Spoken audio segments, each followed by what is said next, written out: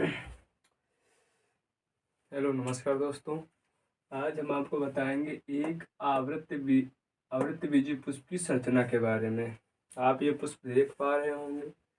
तो आज हम ये आपको बताएंगे पुष्प के कितने भाग होते हैं और पुष्प का कौन सा भाग नर वाला भाग होता है और कौन सा पुष्प का मादा वाला भाग होता है। तो इसके बारे में हम आपको बताएंगे। तो सबसे पहले आपको बता दें, जो पुष्प होता है, पुष्प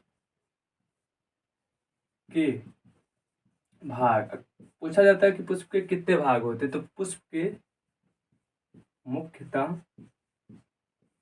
4 भाग होते हैं। 4 भाग होते हैं। कौन कौन से होते हैं? तो नंबर 1 होता है बाह्य दलपुंज। दलपुंज बाह्य दलपुंज होता है। जो नंबर 2 होता है दलपुंज होता है। और नंबर 3 पे जो होता है वो पुमंग होता है, पुमंग। और नंबर 4 की अगर बात की जाए तो जयांग होता है। अब एक एक के बारे में हम आपको बताएंगे। जो पुष्प होता है, जो पुष्प के सबसे बाहरी वाला भाग होता है, जिसको बोला जाता है बाह्य दलपुंज। ये वाली जो पत्तियां होते हैं ना पुष्प के, गेंदा का ले लो, कनेर का ले लो, किसी का भी पुष्प का ले लो, सबसे जो बाहर वाला भाग होता है उसको बोला जाता है बाह्य दलपुंज।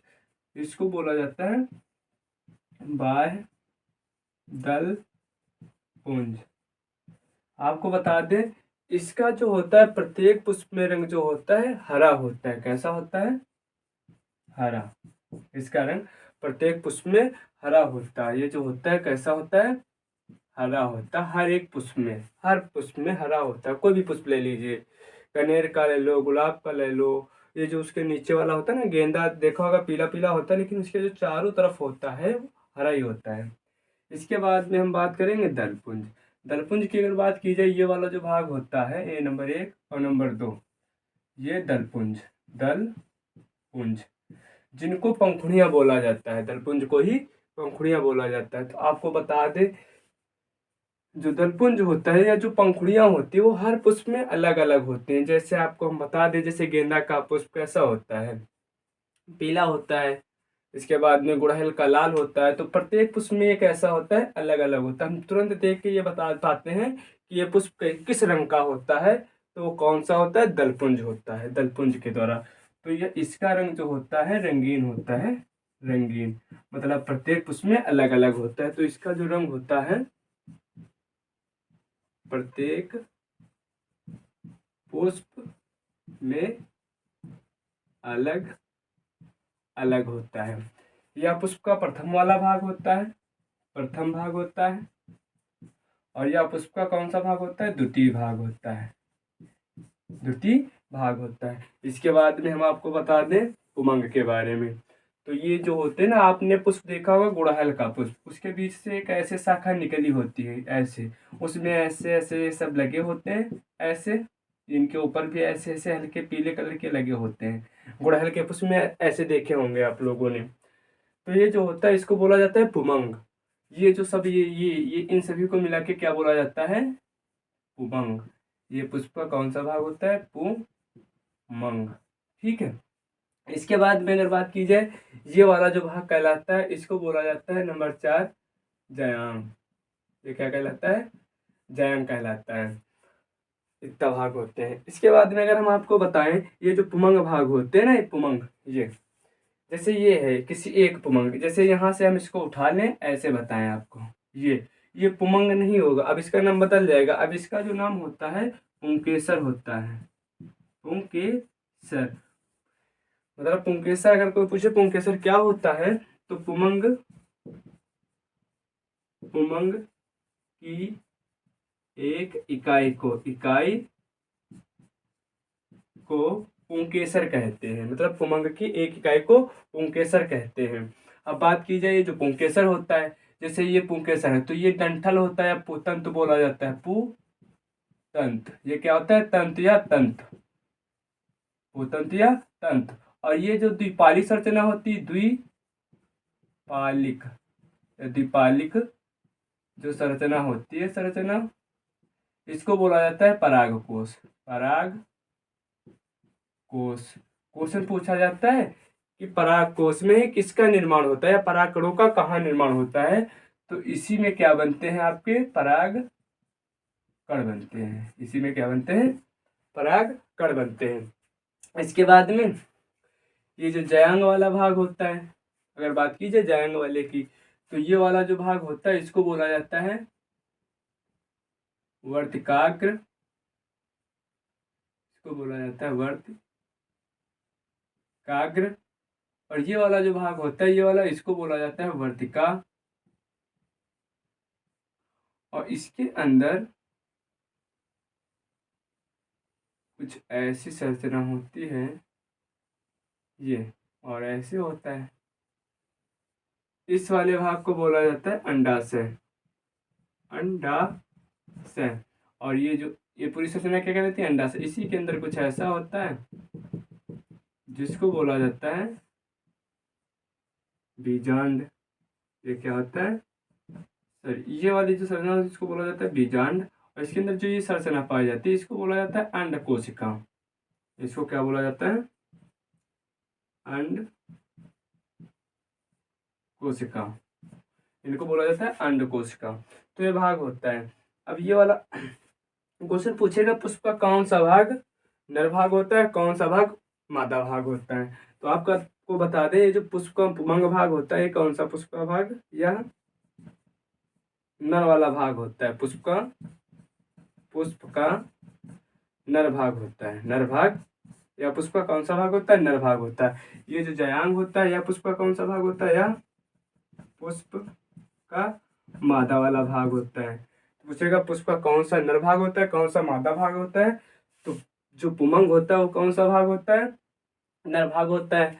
पुतंत पूछे तब भी नर भाग है, पराकर पूछे तब भी नर भाग होता है, परागकोश पूछे तब भी होता है।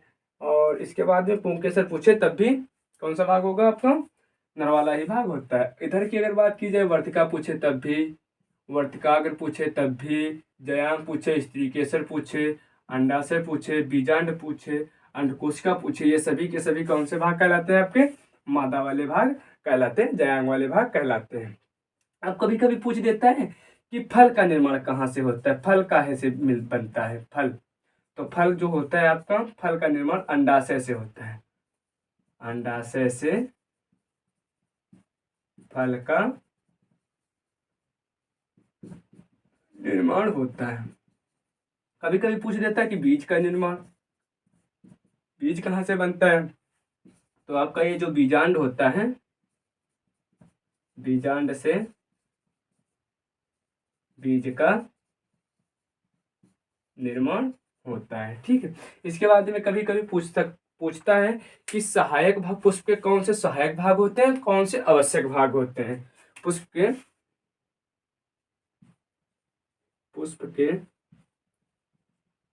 सहायक और आवश्यक, आवश्यक कौन होते हैं। तो पुष्प के जो सहायक भाग होते हैं, जो ये होते हैं किसको बोलते हैं दलपुंज और बाह्य दलपुंज, दलपुंज और बाह्य दलपुंज। ये पुष्प के कौन से भाग होते हैं सहायक भाग होते हैं। लेकिन आवश्यक कौन होते हैं, तो वो होते हैं जयांग और पुमंग, पुमंग और जयांग। ये पुष्प के भाग कौन से होते हैं आवश्यक होते हैं। अब फिर से देख लीजिए एक बार, हम रिवीजन करते हैं। पुष्प के मुख्यतः कितने भाग होते हैं, 4 भाग होते हैं। कौन कौन से होते हैं, बाह्य दलपुंज होते हैं जिसका रंग प्रत्येक पुष्प में कैसा होता है। उसके बाद में दलपुंज होते हैं, दलपुंज होते हैं प्रत्येक पुष्प में इसका रंग कैसा होता है अलग अलग होता है, पंखुड़ियों का रंग अलग अलग होता है, किसी में कैसा भी होता है। उसके बाद में पुमंग, ये जो होते हैं इनको पुमंग बोला जाता है, या किसी एक पुमंग की एक इकाई को पुंकेसर बोला जाता है। ये देखो हम बता रहे हैं आपको। इसके बाद में आपको बता दें, तो यही पुष्प का कौन सा भाग होता है, ये पुमंग जो होता है ये पुष्प का अंदर वाला भाग होता है। इसी में पुतंतु आता है, परागकोश आते हैं, परागकोश में काहे का निर्माण होता है परागकण का निर्माण होता है। इसके बाद में हम बता दें जयांग के बारे में, जयांग जो होता है पुष्प का कौन सा भाग होता है मादा वाला भाग होता है। इसके बाद में बता दें मादा वाले भाग में वर्तिकाग्र आता है, वर्तिका आता है, अंडाशय आता है, बीजांड आता है, अंडकोशिका आती है। इसके बाद आगे हम अगर चलें कि पुष्प कौन कौन से सहायक भाग होते हैं, कौन कौन से आवश्यक भाग होते हैं। दलपुंज, बाह्य दलपुंज ये क्या होते हैं, आवश्यक भाग होते, सहायक भाग होते हैं, और ये आवश्यक भाग पुमंग और जायांग होते हैं। फल का निर्माण अंडाशय से होता है, बीज का निर्माण बीजांड से होता है, बीज का निर्माण बीजांड से होता है। और इसमें कुछ भी बाकी अगर तो रह गया है अगर तो भी बता दें हम आपको। हाँ, यहाँ से इतना ही पूछा जाता है। इसके आगे हम आपको अगले वीडियो में बताएंगे। अब आपसे हम कुछ क्वेश्चन पूछेंगे जिनका आपको आप कमेंट बॉक्स में आंसर देना है, ठीक है।